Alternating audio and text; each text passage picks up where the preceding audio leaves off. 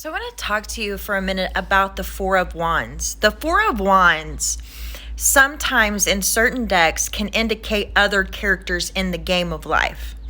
So I want to tell you how important it is, no matter if they're good or bad in your life.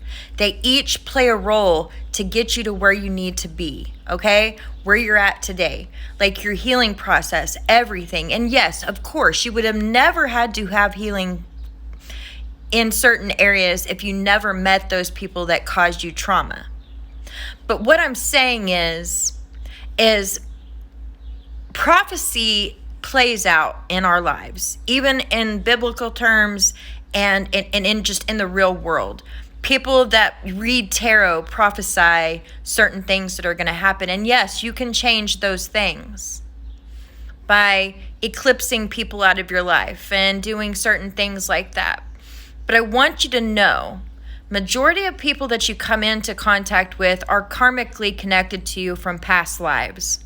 So when you come into contact with them, whether they're the good, the bad, and the ugly, you have a role that you play in their life too.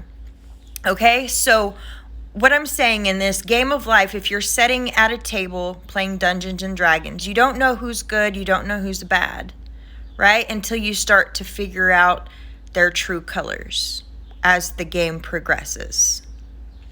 So what I dare you to do is not to stress so much about the people around you and focus on your game, what your next move is, not what their move is, what your next move is.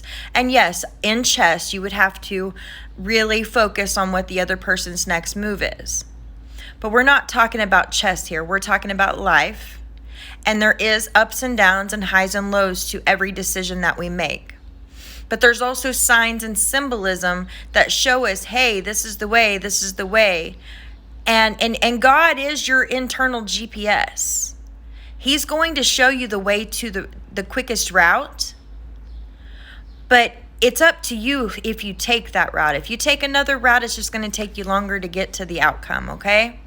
Just remember, each person is so important.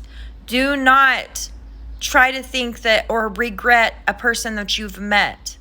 Yes, I know, sometimes trauma occurs and you do not deserve that part of it. And I'm not necessarily talking about rapists and people like that. I'm talking about just everyday average Joe people.